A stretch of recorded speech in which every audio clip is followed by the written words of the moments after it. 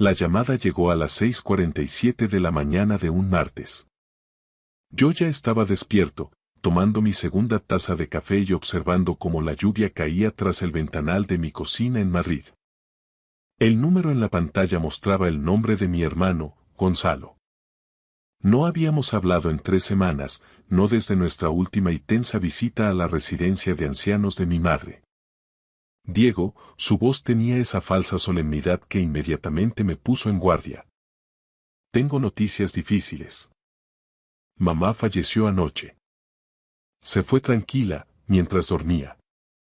Dejé la taza de café, sintiendo que mis manos empezaban a temblar. ¿Qué? ¿Cuándo? Pero si planeaba ir a verla hoy mismo.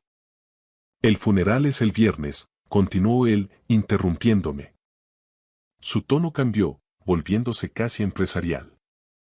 Ya me he encargado de todos los trámites. Ah, y Diego, sobre el patrimonio de mamá, el testamento es muy claro. Todo me pertenece a mí. La casa del barrio de Salamanca, el chalet en la sierra de Guadarrama, sus inversiones. Todo. Tú no recibes nada. Ni se te ocurra impugnarlo. Y colgó. Me quedé allí, en mi cocina, mirando el teléfono con incredulidad. Mi madre muerta, así sin más. Y la primera prioridad de Gonzalo era informarme de que yo no recibiría nada. Ni un lo siento, ni un se fue en paz, sino una amenaza directa sobre la herencia. Algo olía muy, muy mal. Permíteme que me presente. Me llamo Diego Herrera.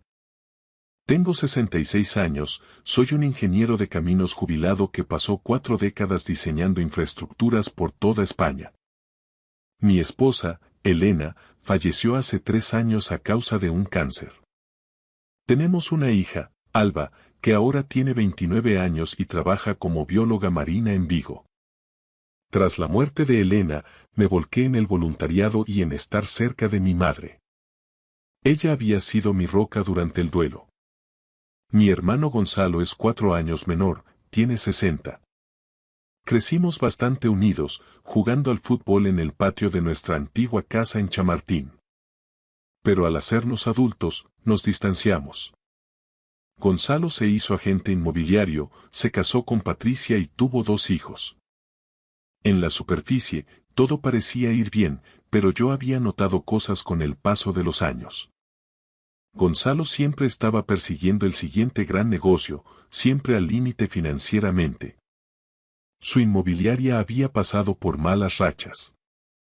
Había conversaciones susurradas en las cenas familiares sobre inversiones que salieron mal y sobre cómo Patricia tenía que hacer turnos dobles como enfermera para mantenerlos a flote. Nuestra madre, Carmen Herrera, tenía 85 años y había estado lúcida como nadie toda su vida. Maestra jubilada, aún podía recitar poemas de memoria y ganar a cualquiera al Scrabble. Vivió de forma independiente en su piso de Pozuelo de Alarcón hasta hace unos 9 meses, cuando Gonzalo la convenció de que necesitaba ayuda extra.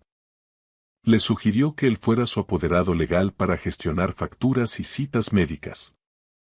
Mamá dudó, pero Gonzalo fue persuasivo. Después de todo, era su hijo pequeño.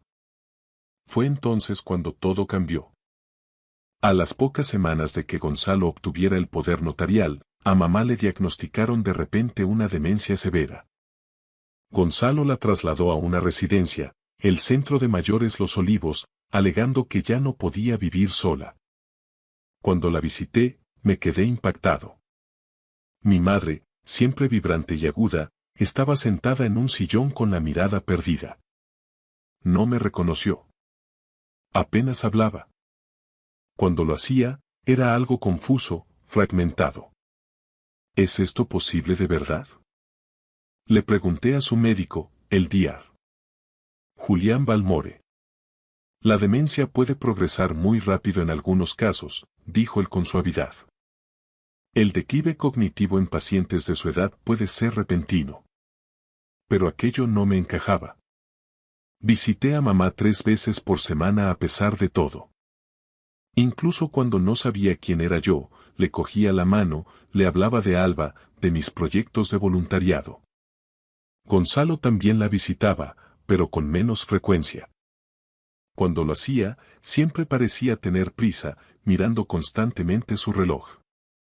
Ahora, de pie en mi cocina con las palabras de Gonzalo resonando en mis oídos, me di cuenta de lo que había estado demasiado ciego para ver. Esto no era dolor. Esto era codicia. Llamé al centro de mayores Los Olivos inmediatamente. Llamo por mi madre, Carmen Herrera, dije cuando finalmente alguien contestó. Me acaban de decir que falleció anoche. Hubo una pausa. Lo siento, Sr. Herrera, pero no tengo constancia de eso. Déjeme revisar su habitación. Mi corazón empezó a latir con fuerza. Unos minutos después, la enfermera volvió a la línea. Señor, su madre está perfectamente. Está desayunando en este momento. ¿Hay alguna confusión? Me senté pesadamente. ¿Puede hacerme un favor? No le diga a nadie que he llamado, especialmente a mi hermano. Colgué e inmediatamente llamé a mi hija. Alba contestó al tercer tono, con voz preocupada. Papá, son apenas las 7 de la mañana. ¿Qué pasa? Tu tío me acaba de decir que la abuela ha muerto, pero no es verdad. Está viva. Alba, creo que Gonzalo está intentando robar su patrimonio. Se hizo el silencio. Papá, eso es maltrato a personas mayores. Es un fraude. ¿Qué vas a hacer? Aún no lo sé, pero tengo que resolverlo rápido. Ha dicho que el funeral es el viernes. Eso es dentro de 3 días.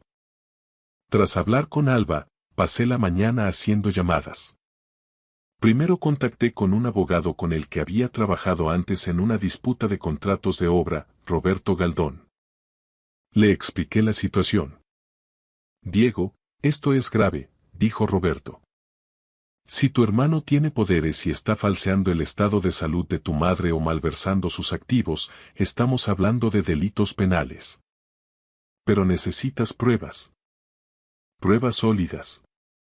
A continuación, contraté a una investigadora privada, Sara Montes. Vino a mi casa esa tarde, una mujer perspicaz de unos 45 años con mechones grises en su pelo oscuro. ¿Cuánto tiempo hace que su hermano tiene el poder notarial? Preguntó tomando notas. 9 meses. Justo después de que mamá supuestamente desarrollara demencia. Y antes de eso, ella era totalmente competente. Estaba de voluntaria en la biblioteca y jugaba al bridge 2 veces por semana. De pronto, no recordaba ni su nombre. Sara asintió. He visto casos así. Deme 48 horas. Averiguaré qué está pasando con las finanzas de su madre. Esa noche conduje hasta Los Olivos. No avisé de qué iba. Cuando llegué a la habitación de mamá, estaba sentada en su sillón habitual junto a la ventana, mirando el cielo oscurecerse. Su pelo canoso estaba más fino ahora, su rostro con más arrugas de las que recordaba. Pero algo en ella parecía diferente esta noche. Menos drogada, más presente. Mamá, dije suavemente, acercando una silla a su lado. Giró la cabeza lentamente y sus ojos castaños, tan familiares, se encontraron con los míos. Había algo en ellos. ¿Reconocimiento o me lo estaba imaginando? Soy yo, Diego, tu hijo. Parpadeó, moviendo la boca como si quisiera decir algo. Pero entonces entró una enfermera para tomarle las constantes y el momento se esfumó. Conduje de vuelta a casa bajo la lluvia, con la mente a 1000 por hora. ¿Qué planeaba Gonzalo? Un funeral falso para convencer a todos de que mamá había muerto. ¿Y luego qué? ¿Transferir todos sus activos mientras todos pensaban que se había ido? Era una locura. También era, me daba cuenta, potencialmente brillante por su audacia. Sara me llamó a la mañana siguiente. Diego, tienes que sentarte.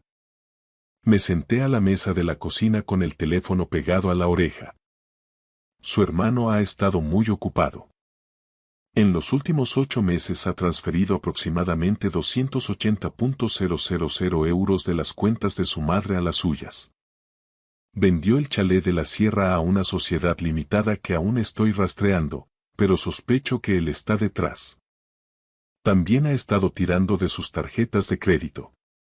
Y Diego, el médico que diagnosticó la demencia de su madre, el Dr. Julián Balmore. Fue a la universidad con su hermano. Son amigos desde hace 30 años. Sentí náuseas. Entonces, la demencia de mamá podría estar inducida por medicación. Si le estaban recetando sedantes o antipsicóticos en exceso, eso explicaría el declive repentino y su comportamiento ausente. Eso es intento de homicidio, dije. Eso es lo que tenemos que demostrar. Estoy consiguiendo copias de su historial médico, pero eso lleva tiempo. Mientras tanto, le sugiero que visite a su madre otra vez. Documente todo. Grabe las conversaciones con su hermano si puede. En España se puede grabar si uno es parte de la conversación. Esa tarde volví a Los Olivos. Llevaba mi teléfono listo para grabar cualquier cosa sospechosa, pero cuando llegué a la habitación de mamá, estaba vacía. Una enfermera que no conocía estaba cambiando las sábanas. ¿Dónde está mi madre?, pregunté sintiendo el pánico. A.S.R. Herrera, su hermano se la ha llevado a dar un paseo. Dijo que necesitaba que le diera el aire. Se me heló la sangre. ¿Cuándo? Hace como una hora. Corrí al aparcamiento, pero el Mercedes negro de Gonzalo ya no estaba. Intenté llamarle. Sin respuesta. Llamé 5 veces. Nada. Finalmente, 3 horas después, regresaron. Gonzalo ayudó a mamá a salir del coche, sujetándola mientras ella caminaba arrastrando los pies hacia su habitación. Parecía agotada, confundida. Gonzalo me vio esperando en el pasillo. Diego, dijo, sin ocultar su molestia. ¿Qué haces aquí? Dijiste que mamá murió ayer. Y aquí está. Tuvo la audacia de reírse. Ah, eso. Sí. Siento la confusión. Iba a devolverte la llamada. Falsa alarma. Mamá tuvo un episodio muy malo ayer y pensé que... Bueno, ya sabes cómo son estas cosas con la demencia. ¿A dónde la has llevado hoy? Solo a dar una vuelta. ¿Le gusta salir? ¿En serio? Porque parece que apenas puede mantenerse en pie. Corta el rollo, Diego, su voz bajó de tono, volviéndose más dura. Yo soy su apoderado. Yo tomo las decisiones sobre sus cuidados, no tú. ¿Quieres cuestionar eso? Consíguete un abogado. Me pasó de largo, ayudando a mamá a entrar en su habitación. Por el umbral, le vi acomodarla en su sillón, hablándole en voz baja que yo no podía oír. Luego se fue, sin siquiera mirarme al pasar. Estaba a punto de marcharme cuando mi teléfono vibró. Un número oculto. Casi lo ignoro, pero algo me hizo contestar. Dígame. Silencio. Luego un susurro. Una voz de mujer, débil y rasposa. Diego. Sí. ¿Quién es? Diego. Soy yo. La voz era tan baja que tuve que apretar el teléfono contra mi oreja. ¿Quién? Soy tu madre. Me quedé helado. Eso no podía ser. Mamá estaba allí mismo, en su habitación, y esta llamada venía de un número oculto. Diego, escucha con atención. No tengo mucho tiempo. Necesito que vengas a mi habitación esta noche. Tarde, después de las 10. Asegúrate de que Gonzalo no esté aquí. Y Diego, no le digas a nadie nada de esta llamada. La línea se cortó. Me quedé en el aparcamiento, bajo la lluvia, mirando el teléfono como si se hubiera transformado en algo alienígena. Era imposible. Mamá no podía haberme llamado. Apenas podía articular 2 palabras seguidas. Y sin embargo, esa voz, incluso susurrada y forzada, sonaba como ella. La de verdad. La mujer aguda y de mente clara que había conocido toda mi vida. Esperé en mi coche hasta después de las 22, vigilando la residencia. El Mercedes de Gonzalo se había ido hacía mucho. Estaba el turno de noche, apenas un equipo de retén. Entré por la puerta lateral y me dirigí a la habitación de mamá. Estaba incorporada en la cama, con las luces tenues. Al entrar, se giró para mirarme y, en la penumbra, vi sus ojos. Claros, enfocados, completamente lúcidos. «Cierra la puerta», dijo con voz normal. No era el balbuceo confuso que había oído durante meses. Era una voz normal y fuerte. Cerré la puerta, con las manos temblando. «Mamá, ¿qué?» «Siéntate, cariño. Tenemos que hablar y no tenemos mucho tiempo». Me senté, totalmente atónito. ¿Estás bien? ¿Qué está pasando? Mi madre, a quien creía perdida en la niebla de la demencia, me sonrió. De hecho, sonrió con esa expresión pícara que recordaba de mi infancia cuando nos pillaba a Gonzalo y a mí robando galletas antes de cenar. Estoy bien, Diego.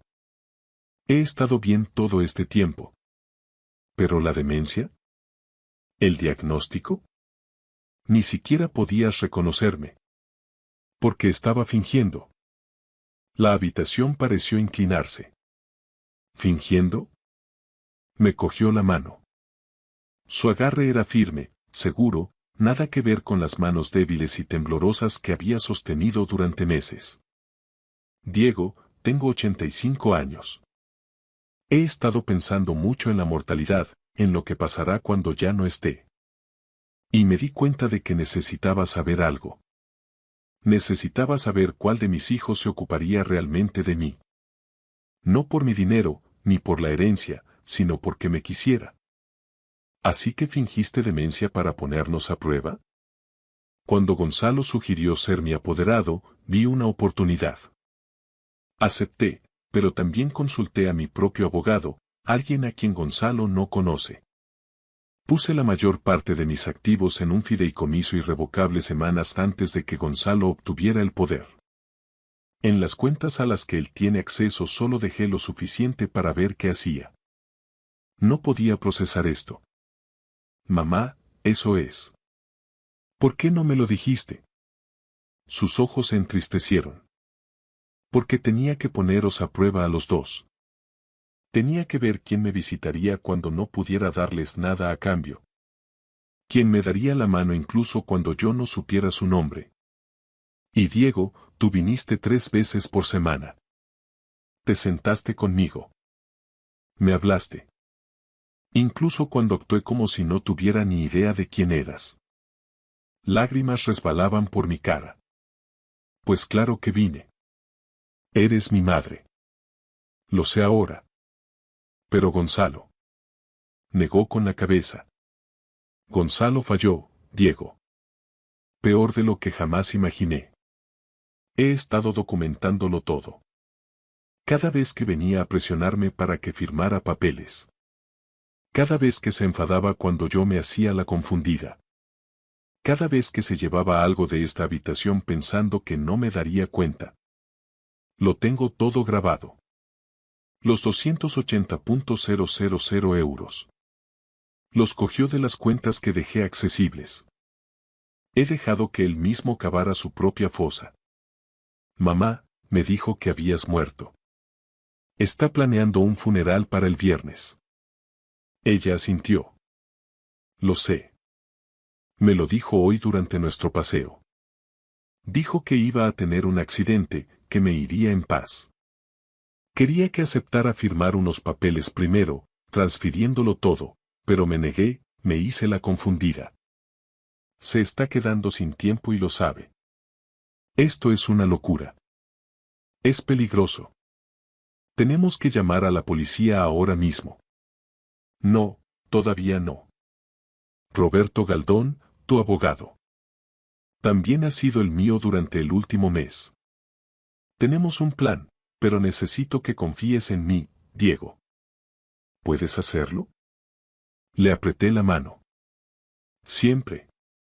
Durante los 2 días siguientes, preparamos todo. Roberto involucró a la policía, pero con discreción. Acordaron dejar que el plan de mamá siguiera adelante para pillar a Gonzalo con las manos en la masa y pruebas irrefutables. Instalamos cámaras ocultas en la habitación de mamá, cositas diminutas del tamaño de un botón. Nos coordinamos con el personal de la residencia en el que podíamos confiar. Y mamá continuó con su actuación, interpretando a la paciente confundida y en declive cada vez que Gonzalo estaba cerca. Gonzalo vino 2 veces más. Una para traer papeles para que mamá firmara, documentos de transferencia de su piso. Mamá garabateó algo ilegible, actuando como si no entendiera. La frustración de Gonzalo era visible, apenas contenida. Firma bien, mamá, decía entre dientes. Intento ayudarte. La segunda vez, el jueves por la noche, trajo una jeringuilla. Vi la grabación de video más tarde y me puso físicamente enfermo. Le dijo a mamá que era su medicación, pero la analizamos después. Era una dosis masiva de sedantes. Suficiente para sedar a un caballo. Mamá fingió tomarla, pero escondió las pastillas. Mañana, dijo Gonzalo, acariciándole el pelo. Mañana por fin descansarás, mamá. Se acabó el sufrimiento. Llegó la mañana del viernes. Gonzalo había reservado un tanatorio de prestigio. Había enviado esquelas, llamado a parientes. Primos a los que no había visto en años me llamaron ofreciendo sus condolencias. Seguí el juego, diciendo. Sí, el funeral es a las 14. Sí, ha sido muy repentino. El tanatorio estaba abarrotado. Gonzalo lo había dado todo. Flores por todas partes, una foto grande de mamá de hace 20 años al frente de la sala. Incluso había escrito un obituario lleno de lenguaje florido sobre una querida madre y tras una larga enfermedad. Me senté en la primera fila con Alba, que había volado esa mañana. Gonzalo se sentó al otro lado del pasillo con Patricia y sus hijos. Su rostro estaba compuesto, apropiadamente compungido. Patricia no dejaba de tocarle el brazo, consolándole. Sus hijos parecían genuinamente tristes, adoraban a su abuela. Exactamente a las 14, Gonzalo se levantó para dar el panegírico. Caminó hacia el podio, ajustó el micrófono y empezó a hablar. Estamos hoy aquí para celebrar la vida de Carmen Margarita Herrera, nacida el 14 de febrero de 1939. Fallecida el 7 de enero de 2025. Mamá fue una mujer increíble, una maestra que formó mentes jóvenes durante 35 años, una madre que siempre puso a sus hijos primero. Y en sus últimos meses, confió en mí para cuidar de ella. Sabía que yo protegería sus intereses, gestionaría sus asuntos y aseguraría su bienestar. Hizo una pausa, su voz se quebró con una emoción que yo ahora sabía que era completamente falsa. Mamá siempre me quiso más a mí, continuó. Me lo dijo tantas veces. Sabía que yo era el responsable, el que se ocuparía de todo. Quería que yo tuviera su casa, el chalet, todo por lo que había trabajado, porque confiaba en que yo lo usaría con sabiduría para cuidar de la familia. Me puse en pie. Todas las cabezas de la sala se giraron. Eso es interesante, Gonzalo, dije en voz alta. ¿Quieres contarle a todo el mundo dónde está mamá realmente ahora mismo? La confusión recorrió la sala. La cara de Gonzalo se puso blanca. Diego, siéntate. Este no es el momento. ¿Dónde está el cuerpo, Gonzalo? ¿Dónde está el cuerpo de mamá? Va a ser incinerada. Ya lo hablamos. Ah, sí. Porque he llamado al crematorio. Ellos no la tienen. Patricia agarró el brazo de Gonzalo. Gonzalo, ¿de qué está hablando? Las puertas al fondo del tanatorio se abrieron. Todas las personas en la sala se giraron y allí, enmarcada en el umbral, estaba mi madre. Entró lentamente usando un andador, pero con la espalda recta y los ojos afilados. Detrás de ella, la seguían 2 agentes de la Policía Nacional de uniforme.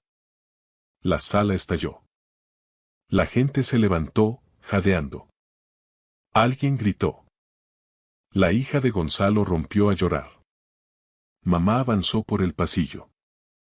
Cuando llegó a la altura de Gonzalo, se detuvo. «Hola, hijo», dijo con claridad. «No estoy muerta, pero tu herencia sí lo está». La boca de Gonzalo se abría y cerraba como la de un pez. «Mamá, estás confundida. Estás enferma. Esto es un error». «No estoy confundida, Gonzalo. He estado grabándolo todo durante los últimos 8 meses. Cada amenaza, cada robo, cada vez que intentaste que firmara documentos para transferirte mis bienes, cada vez que me drogaste para mantenerme dócil». Se giró hacia la multitud congregada. Muchos de ellos lloraban ahora, unos de alivio, otros por el impacto. «Siento haberos engañado a todos», dijo mamá. «Pero tenía que saber la verdad. Tenía que ver qué haría mi hijo cuando pensara que yo estaba indefensa. Y lo que encontré me rompió el corazón». Uno de los oficiales dio un paso al frente. «Gonzalo Herrera, queda usted detenido por maltrato a personas mayores, hurto superior a 400 euros, estafa e intento de fraude procesal. Tiene derecho a guardar silencio». Gonzalo intentó correr. De hecho, intentó empujar al oficial y correr hacia la puerta, pero solo dio 3 pasos antes de ser placado y esposado. Sus hijos sollozaban. Patricia se quedó paralizada, con el rostro como una máscara de horror. Mientras se llevaban a Gonzalo, él le gritó a mamá. «Soy tu hijo. No puedes hacerme esto». Necesitaba ese dinero. Mamá le vio irse, con lágrimas corriendo por sus mejillas, pero su voz era firme cuando habló. «Eras mi hijo, pero dejaste de serlo en el momento en que decidiste que mi vida valía menos que mi cuenta bancaria». Los procedimientos legales duraron meses. Gonzalo intentó inicialmente luchar contra los cargos, alegando que mamá era realmente incompetente y que él solo intentaba ayudar, pero las pruebas eran abrumadoras. Grabaciones de video de él intentando forzarla a firmar documentos. Audios de sus amenazas. Registros bancarios que mostraban el robo. El testimonio del diar. Balmore, después de que se le concediera inmunidad a cambio de declarar cómo Gonzalo le había presionado para recetar medicación innecesaria. Al final, Gonzalo se declaró culpable. Le cayeron 5 años de prisión y se le ordenó devolver los 280.000 euros robados, además de 50.000 euros en multas. Perdió su licencia de agente inmobiliario permanentemente. Patricia se divorció de él y obtuvo la custodia total de los hijos. Quedaron destrozados, pero Alba y intentamos seguir presentes en sus vidas, intentando ser la familia estable que necesitaban. El diar. Balmore perdió su licencia médica por recetar a sabiendas fármacos peligrosos a una paciente anciana a instancias de su apoderado sin una evaluación adecuada. El colegio de médicos no fue clemente. En cuanto a mamá, se mudó a un pequeño piso cerca de mi casa. Ya no quería la casa grande ni mantener propiedades. Quería estar cerca de la familia, de Alba cuando venía de visita, de mí. Cenábamos juntos 2 veces por semana. Volvió a ser voluntaria, esta vez en un centro de prevención del maltrato a mayores, compartiendo su historia para ayudar a otros a reconocer las señales de alerta. Establecimos la Fundación Carmen Herrera para la protección del mayor con parte del dinero que Gonzalo devolvió. Proporciona asistencia jurídica a ancianos en casos de abuso financiero y financia programas educativos sobre las responsabilidades de los poderes notariales. Una tarde, 1 año después de que ocurriera todo, mamá y yo estábamos sentados en el porche de mi casa viendo caer la lluvia de Madrid. Ella sostenía una taza de té, envuelta en una manta gruesa. ¿Te arrepientes alguna vez? Le pregunté. ¿De la forma en que nos pusiste a prueba? Se quedó en silencio mucho tiempo. Me arrepiento de que fuera necesario. Me arrepiento de que mi propio hijo fuera capaz de lo que hizo. Pero Diego, no me arrepiento de haber descubierto la verdad. Tenía que saber quién me amaría cuando no tuviera nada que dar. Tú me diste todo lo que importaba. Tú me enseñaste integridad, le dije. Me enseñaste que hacer lo correcto importa incluso cuando es difícil. Especialmente cuando es difícil. Ella sonrió, estirando la mano para apretar la mía. Y por eso pasaste la prueba. No porque me visitaras, aunque eso importó. Sino porque incluso cuando pensabas que yo me había ido, incluso cuando pensabas que no ibas a recibir nada, luchaste por lo que era justo. No dejaste que Gonzalo se saliera con la suya. Me protegiste incluso cuando yo no podía protegerme a mí misma. Eso es lo que hace la familia. La de verdad. Porque la sangre no te hace familia, Diego. El amor lo hace. La elección lo hace. Estar presente lo hace. Gonzalo era de mi sangre, pero dejó de ser familia en el momento en que decidió que yo era solo un activo que liquidar. Nos quedamos en un silencio cómodo, viendo el agua correr por el jardín. Dentro, oí mi teléfono vibrar. Alba, probablemente llamando desde Vigo para nuestra charla semanal. O quizá el abogado con novedades sobre la fundación. La vida seguía adelante. Mamá me miró, con los ojos todavía agudos y claros. ¿Sabes qué es lo más triste? ¿Qué? Si Gonzalo simplemente lo hubiera pedido. Si hubiera sido honesto sobre sus problemas financieros, yo le habría ayudado. No con todo, no fomentando sus malas decisiones, pero le habría ayudado. En lugar de eso, eligió robar. Eligió tratarme como si ya estuviera muerta. Y esa elección le costó todo. No supe qué decir a eso, así que solo le sostuve la mano. Esta mujer extraordinaria me había enseñado más sobre fuerza y dignidad en el último año que en todos los anteriores. Había sobrevivido a la traición de su propio hijo, orquestado su propio rescate y salido al otro lado decidida a ayudar a los demás. Esa es la cuestión sobre la familia, la de verdad. No va de sangre. No va de herencia.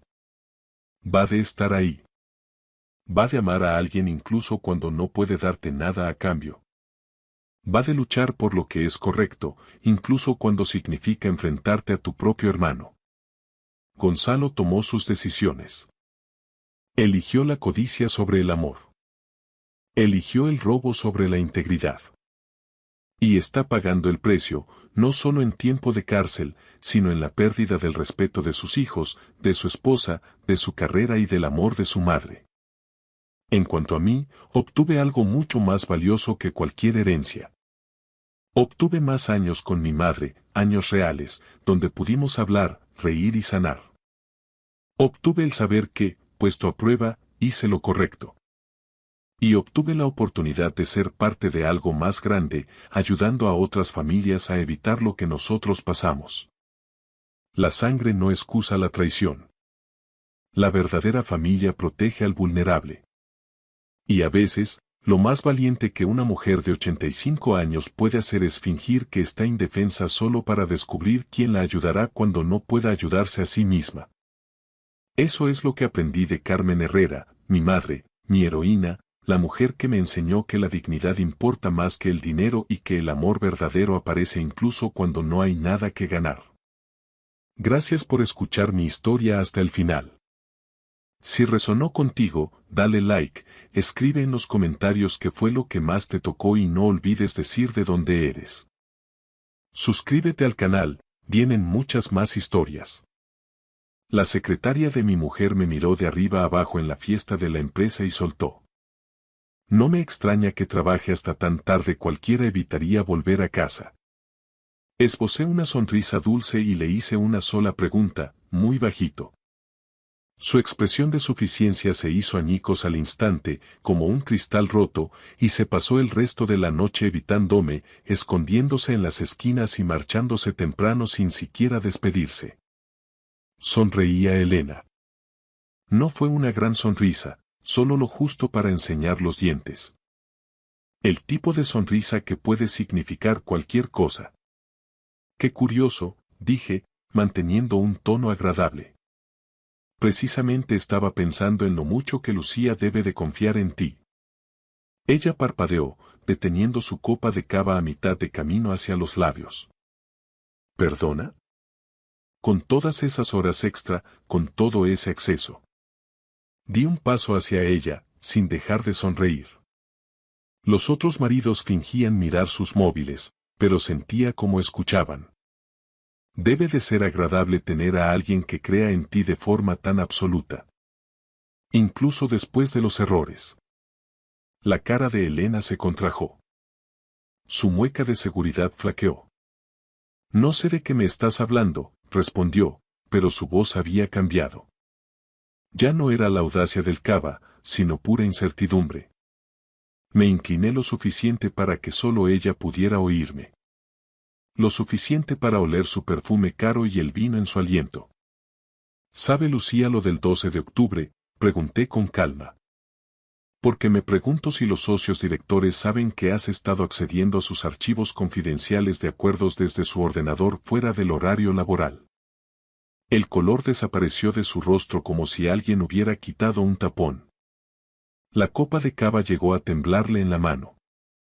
Yo no empezó a decir, pero me limité a seguir sonriendo. Que tengas una noche maravillosa, Elena, dije de nuevo a pleno pulmón. Luego me alejé hacia la barra como si acabara de comentar qué tiempo hacía. Me temblaban las manos cuando pedí un gin tonic. Llevaba 3 días planeando ese momento, desde que Raúl me envió el informe completo, pero planear algo y hacerlo son cosas muy distintas. Sentía la mirada de Elena clavada en mi espalda. No me giré. El camarero me dio la copa y le di un trago largo, intentando parecer natural, como un hombre que no acabara de detonar una bomba en mitad de la cena de Navidad del bufete de su mujer. Todo empezó hace 6 meses. Fue entonces cuando noté por primera vez que la rutina de Lucía estaba cambiando. Llevábamos 9 años casados, 12 juntos. Conocía sus ritmos igual que conoces tu propia casa a oscuras. ¿Dónde están los muebles? ¿Qué tablas del parqué crujen? Ella era abogada mercantilista en García y Asociados, uno de esos bufetes de tamaño medio donde a todos les va lo suficientemente bien como para conducir coches de gama alta, pero no tanto como para salir en las noticias. Trabajaba mucho. Siempre lo había hecho. Salir tarde era lo normal. Pero hace 6 meses, esas horas extra empezaron a tener un matiz distinto. Antes llegaba a casa cansada y distante, oliendo a café y tóner de impresora. Calentaba lo que le hubiera dejado, cenaba de pie en la encimera de la cocina, quizá me contaba algo sobre una declaración o un cliente difícil, y luego se duchaba y se dormía en cuestión de minutos. Ahora llegaba a casa agotada pero acelerada, y se metía en la ducha inmediatamente. Apenas probaba la comida. No soltaba el móvil, enviando mensajes constantemente con una expresión que yo no alcanzaba a descifrar. Y empezó a trabajar hasta tarde los miércoles, algo que nunca había hecho porque los miércoles es cuando los socios se van a jugar al golf y la oficina se queda tranquila. No soy tonto. Sé lo que suelen significar esas señales. Así que hice lo que se supone que hay que hacer. Revisé los extractos de las tarjetas. Encontré cargos de un hotel, el Marriott del Centro. 3 cargos, todos en tardes de miércoles a lo largo de 6 semanas. Los cargos cesaron después de eso, pero para entonces yo ya había empezado a investigar. Contraté a Raúl una mañana de martes en octubre, sentado en su pequeña oficina situada sobre un local de fianzas en un centro comercial a 40 minutos de mi casa. Se veía exactamente igual que en la universidad, solo que con mejor ropa y gafas de lectura. ¿Crees que te pone los cuernos?, preguntó Raúl. No era una pregunta, era una afirmación. Creo que algo va mal, dije. Solo que no sé qué. Él asintió y tomó notas en un bloc legal amarillo. ¿Cómo se llama ella? La secretaria. Elena Torres. Lleva 3 años en el bufete. Es su secretaria, pero también hace labores de técnica jurídica, paralegal. Ella Basile, es muy buena en su trabajo. Suelen serlo, respondió Raúl. No intentaba ser cruel, solo realista. Necesitaré 2 semanas, quizá 3. Empezaré con lo básico. Vigilancia, antecedentes, redes sociales. Veremos qué sale. Lo que salió fue extraño. Raúl me llamó un miércoles por la tarde, a las 2 semanas y media de investigación. Yo estaba en un El Corte Inglés, mirando cojines y tratando de recordar a qué había ido. Tu mujer no está teniendo una aventura, dijo Raúl sin preámbulos. Al menos no una física. La he seguido en 4 sesiones nocturnas distintas. 3 veces se reunió con Elena en la oficina fuera de horas. Una vez se vieron en una cafetería. En cada reunión hablaron intensamente durante 1 o 2 horas. Sin tocarse, sin hoteles, solo hablando. ¿De qué hablaban? Eso no puedo decírtelo. Pero aquí está lo interesante. Investigué a fondo a Elena Torres y saltó algo. Tuvo una detención por conducir bajo los efectos del alcohol el 12 de octubre. Chocó contra un coche aparcado al salir de un bar en las afueras. El control de alcoholemia dio 1,2 G/L. Debería haber sido una condena segura. Debería haberlo sido. Los cargos desaparecieron. No es que se retiraran, es que desaparecieron. El registro de la detención se selló. Todo el asunto se esfumó de la base de datos pública en 72 horas. Eso requiere una intervención legal seria, Carlos. El tipo de intervención que un bufete de tamaño medio podría proporcionar si estuviera muy motivado. Me quedé en el pasillo de la tienda sosteniendo un cojín gris con el teléfono pegado a la oreja. ¿Por qué el bufete encubriría su delito? Esa es la pregunta, ¿verdad?, dijo Raúl. Indagué un poco más, pedí un favor a un amigo en un bufete rival. Elena tiene acceso a cosas que la mayoría de las secretarias no tienen. Expedientes de clientes, documentos de liquidación, comunicaciones entre socios. Tu mujer comparte su contraseña del ordenador con ella para que pueda gestionar cosas cuando ella está en los juzgados. Eso es normal. Dije que las secretarias necesitan acceso. Claro, pero aquí está lo que no es normal. Ha habido rumores en ese bufete durante unos 6 meses. Nada concreto, nada que se pueda llevar al colegio de abogados, pero rumores sobre irregularidades en la facturación de un caso importante. Horas que no cuadran, trabajo que supuestamente se hizo pero que tal vez no. El tipo de cosa que podría hundir la carrera de un asociado si alguien mirara demasiado cerca. Se me secó la boca. Lucía. No puedo probar nada, Carlos, dijo Raúl. Pero el cronograma coincide. Lo de Elena ocurre en octubre.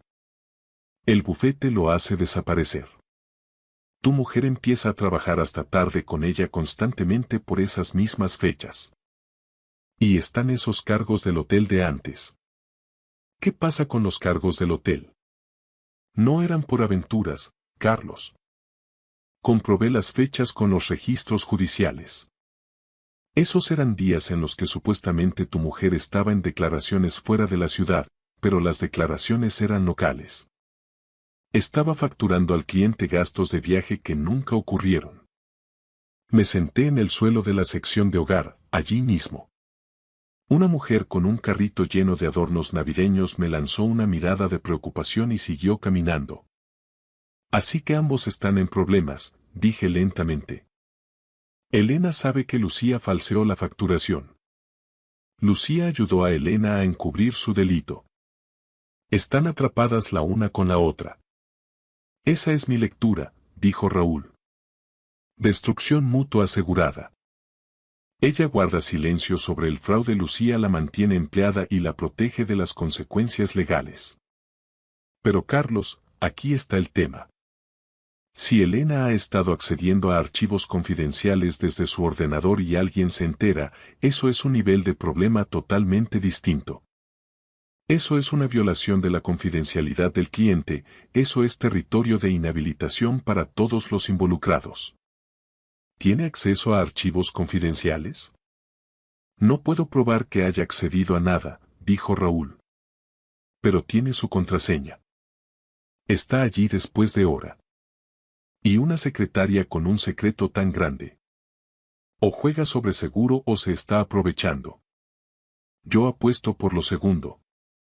Aquello fue hace 3 semanas.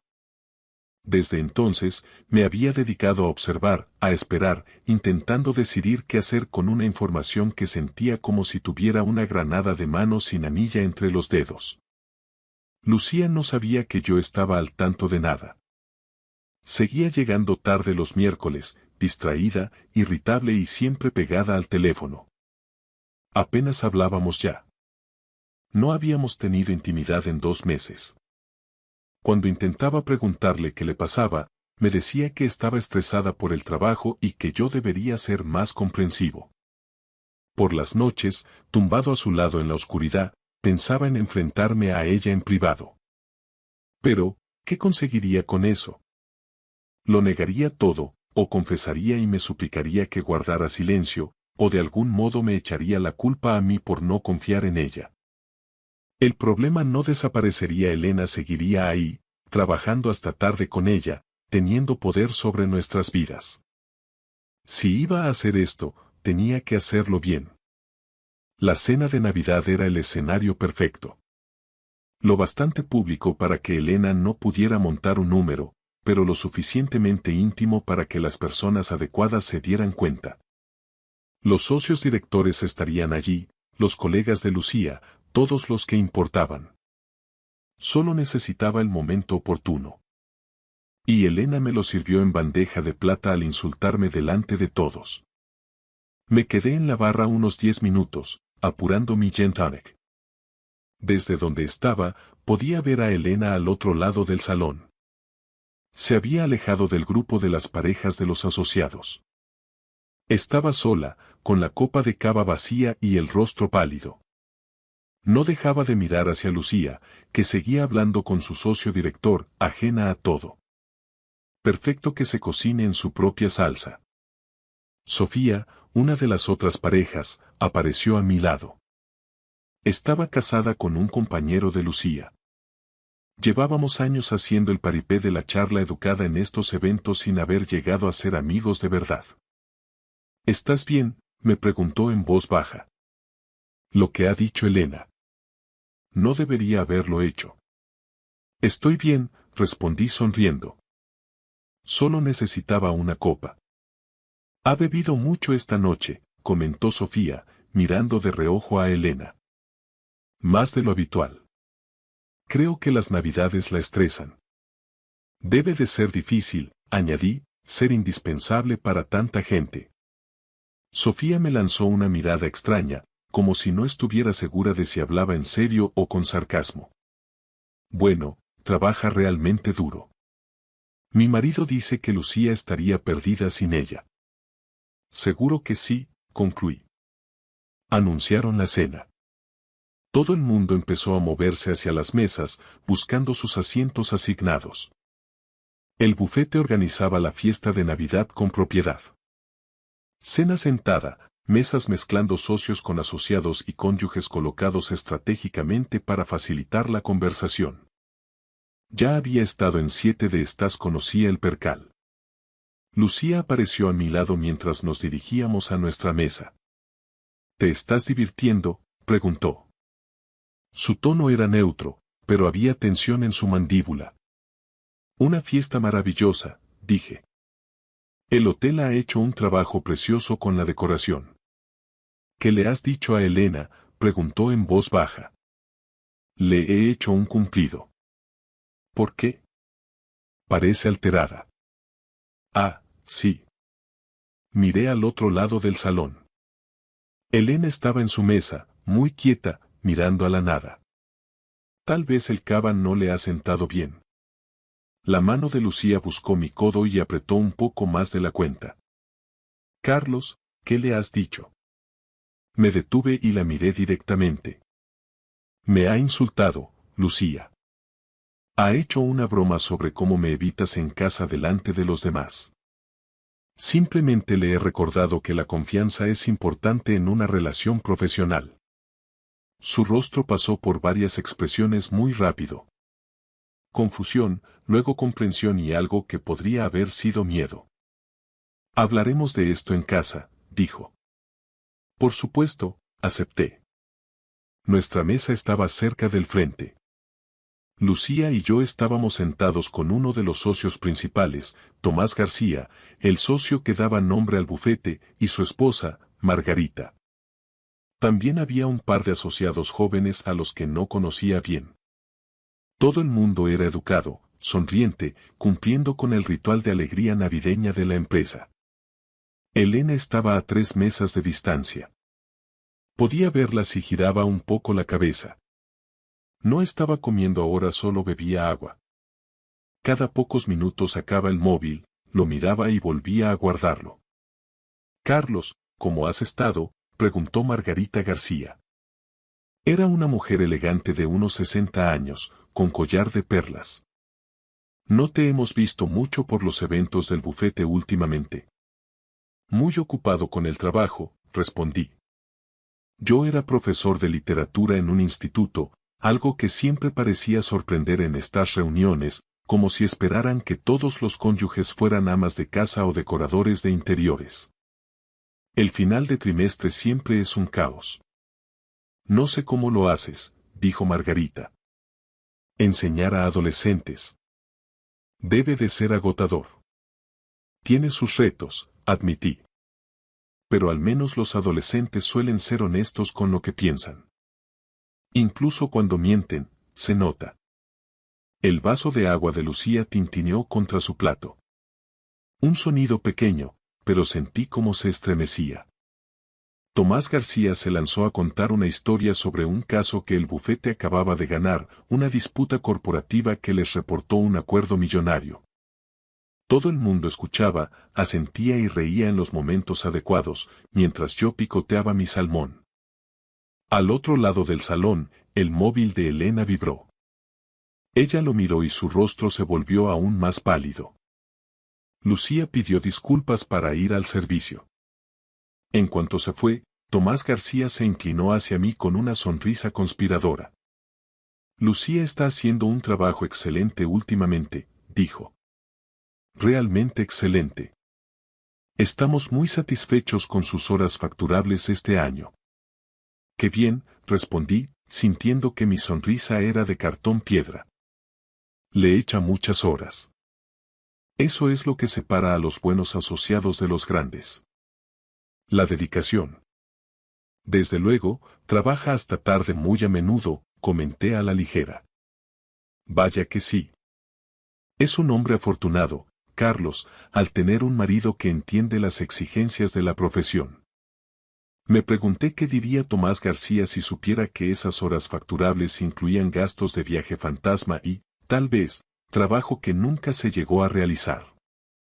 Me pregunté qué diría si supiera que su bufete había encubierto un delito de alcoholemia de una secretaria que podría estar accediendo a archivos confidenciales, pero me limité a sonreír y decir: agradezco que ame tanto su trabajo.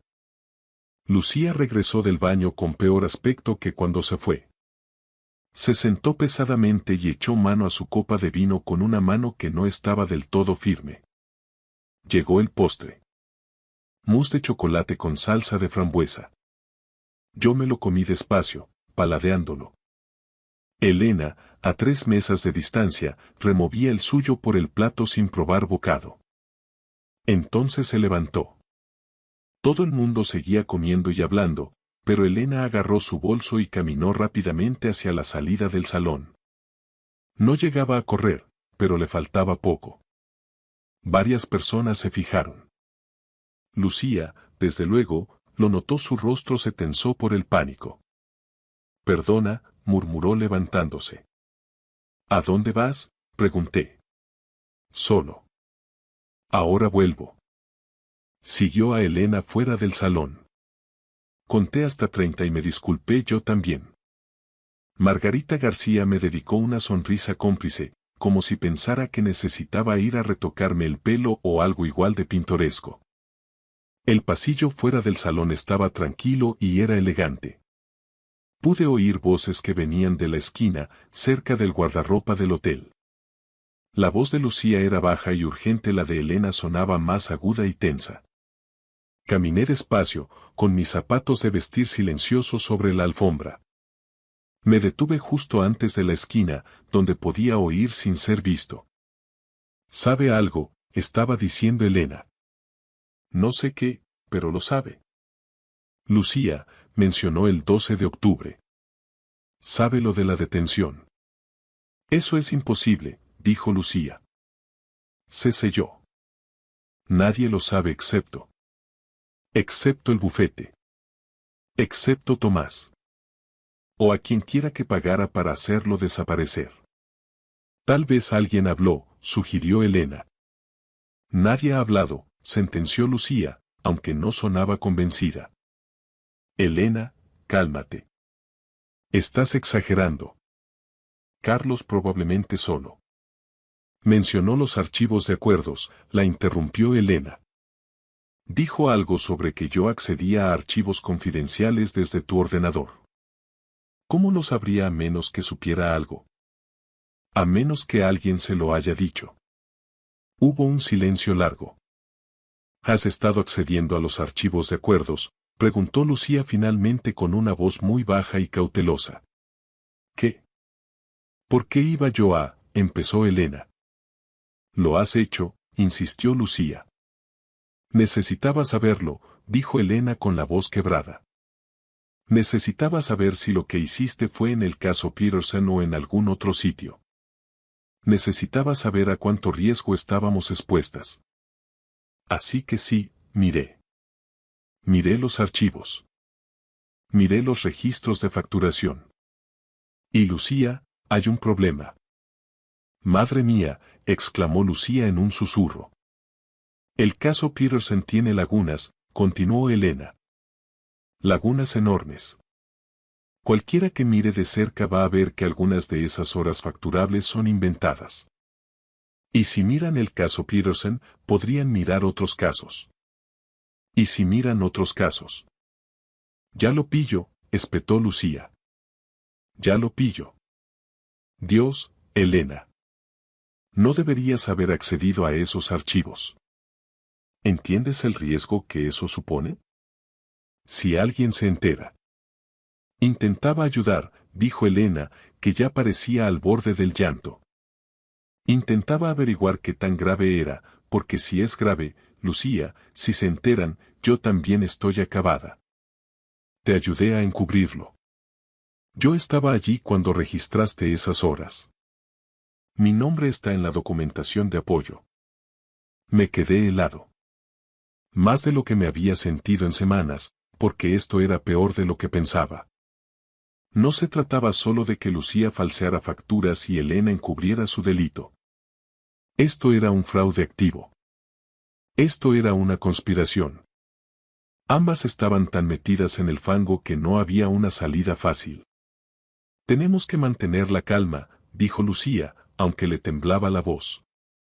Tenemos que pensar. Si Carlos sabe algo, tenemos que averiguar qué sabe y cómo lo sabe. Entonces podremos. ¿Podremos qué?, exigió saber Elena. ¿Cuál es exactamente tu plan aquí, Lucía? Porque, desde mi punto de vista, tu marido acaba de amenazarme en medio de la cena de Navidad de tu oficina, y no creo que fuera un farol. Hablaré con él, dijo Lucía. Lo gestionaré.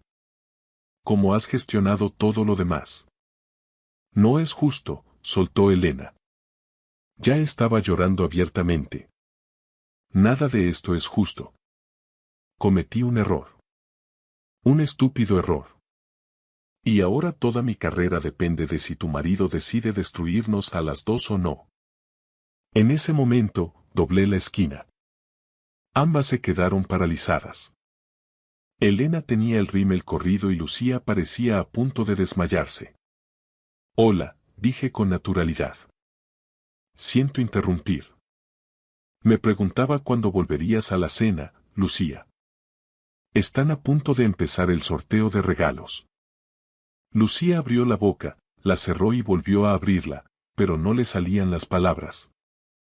Miré directamente a Elena. Elena, ¿te encuentras bien? Pregunté. Tienes mala cara. Quizá deberías irte a casa a descansar. Mañana será un día importante, estoy seguro. Elena me miró como si fuera una serpiente que acabara de empezar a hablar. Creo que es una buena idea, insistí, manteniendo mi tono amable y mi sonrisa. Vete a casa. Descansa. Todos podremos hablar más cuando nos sintamos mejor. Nadie se movió durante un largo instante. Entonces Elena agarró su abrigo del guardarropa y se marchó sin decir ni una palabra más, simplemente salió del hotel hacia la fría noche de diciembre. Lucía y yo nos quedamos solos en el pasillo. ¿Qué es lo que sabes?, preguntó ella finalmente. Todo, respondí. Sé lo del caso Peterson. Sé lo de los cargos del hotel que no eran realmente gastos de viaje. Sé lo de la detención de Elena y cómo el bufete la hizo desaparecer. Sé lo de los archivos a los que ella ha estado accediendo. Lo sé todo, Lucía. Su rostro se desmoronó por un momento y pareció que iba a llorar también. ¿Qué importa ya, Carlos? Por favor. No es lo que piensas. ¿Qué es lo que pienso? Cometí errores, dijo ella. Estaba bajo mucha presión. El bufete espera estas horas facturables y a veces simplemente no salen. Pensé que podría arreglarlo, solo un poco de relleno aquí y allá, nada grave. Pero luego se complicó, Elena se enteró, luego tuvo su arresto y la ayudé porque iba a perder su trabajo. Y entonces ambos quedamos atrapados. Asentí con calma. Ya había practicado esto. Esto es lo que va a pasar, sentencié. Mañana irás a la oficina temprano. Vas a revisar cada archivo al que Elena haya accedido. Vas a averiguar exactamente qué tan grave es el daño. Luego decidirás si quieres sincerarte con Tomás García o si quieres vivir con esto sobre tu cabeza para siempre. Hice una pausa para que asimilara mis palabras. Y no he terminado. Elena va a buscar una nueva oportunidad profesional discretamente. Tendrá una buena referencia y una indemnización decente, y se marchará sin hacer ruido. Y tú vas a volver a casa todas las noches a una hora razonable. Se acabaron los miércoles tarde y las reuniones misteriosas. Vas a ser tan transparente que podré ver a través de ti como si fueras de cristal. ¿Y si hago todo eso?, preguntó Lucía en un susurro. ¿Qué pasará entonces? Entonces descubriremos si vale la pena salvar este matrimonio, dije. Pero necesito que entiendas algo, Lucía. No soy el marido indefenso al que evitabas al volver a casa. Soy la persona que descubrió todo esto mientras tú y Elena pensabais que erais muy listas. Soy el que lo sabe todo ahora. Así que, si alguna vez vuelves a tratarme como si fuera tonto, no haré preguntas. Simplemente haré un par de llamadas. Me miró como si nunca me hubiera visto antes. ¿Nos entendemos?, pregunté. Sí, susurró. Bien. Ahora, volvamos a la cena antes de que la gente empiece a preguntarse dónde estamos. Regresé al salón y, tras un momento, Lucía me siguió. En nuestra mesa, Margarita García preguntó si todo iba bien. Dije que sí, que Elena no se encontraba bien y se había ido pronto a casa. Tomás hizo un gesto de simpatía comentando que la gripe andaba suelta. Hubo rifas de regalos, alguien ganó una cesta de spa y otro un vale para un asador. Todos aplaudieron educadamente. Lucía se sentó a mi lado, sin comer ni hablar, con el rostro grisáceo. Yo terminé mi mousse de chocolate. Estaba deliciosa. Nos quedamos hasta el final porque irse antes habría resultado extraño. Nos despedimos de Tomás, Margarita y los demás compañeros. Todos decían lo agradable que había sido la velada. En el coche, de camino a casa, Lucía intentó hablar, pero encendí la radio. Un concierto de piano de música clásica. Tarareé la melodía. Al llegar a casa, subí y me quité el traje, colgándolo con cuidado en el armario. Había cumplido su propósito. Lucía se quedó en el umbral del dormitorio. ¿Podemos hablar ahora? Mañana, dije. Hoy estoy cansado. Esa noche ella durmió en el cuarto de invitados. Yo dormí mejor de lo que lo había hecho en 6 meses. 2 días después, Elena Torres anunció que dejaba García y Asociados para buscar nuevos retos. Su salida fue amable y profesional. Obtuvo su referencia y envió un correo de despedida a toda la oficina. Lucía empezó a llegar a casa a las 6 de la tarde, cada noche, como un reloj. 3 semanas después de la fiesta de Navidad, me contó que había ido a hablar con Tomás García. Confesó las irregularidades en el caso Peterson, se ofreció a hacer una restitución económica y a aceptar las consecuencias. Tomás, según dijo Lucía, fue sorprendentemente comprensivo. Los errores ocurren y la presión afecta a la gente. Lucía estaría bajo libertad condicional laboral 1 año y su ascenso a socia se retrasaría, pero conservaría su empleo. Le pregunté si había mencionado el acceso de Elena a los archivos confidenciales. Dijo que no. Algunos secretos, dijo ella, es mejor dejarlos enterrados si no es necesario sacarlos a la luz. No discutí. Puede que el matrimonio no sobreviva a esto, pero al menos Lucía estaba siendo honesta finalmente. Al menos me trataba como a un igual en lugar de como un obstáculo a gestionar. Raúl me llamó en la primera semana de enero. Me he enterado de que Elena Torres dejó el bufete. Una salida muy amistosa. Muy amistosa, respondí. Y tu mujer volviendo a casa a su hora y diciendo la verdad. Ya veremos. Lo has hecho bien, Carlos, dijo Raúl. Lo jugaste a la perfección. Solo hice una pregunta, dije yo. La pregunta adecuada en el momento justo es más poderosa que cualquier acusación. Tras colgar, pensé en eso. En el poder, en el conocimiento y en el momento que eliges para usar ambos. Pensé en los años que había pasado haciéndome más pequeño, más silencioso, más condescendiente. Ya no era pequeño. Y si Lucía quería que este matrimonio funcionara, iba a tener que aprender a vivir con un marido que sabía cómo hacer las preguntas adecuadas. Gracias por escuchar mi historia hasta el final. Si resonó contigo, dale like, escribe en los comentarios qué fue lo que más te tocó y no olvides decir de dónde eres. Suscríbete al canal, vienen muchas más historias.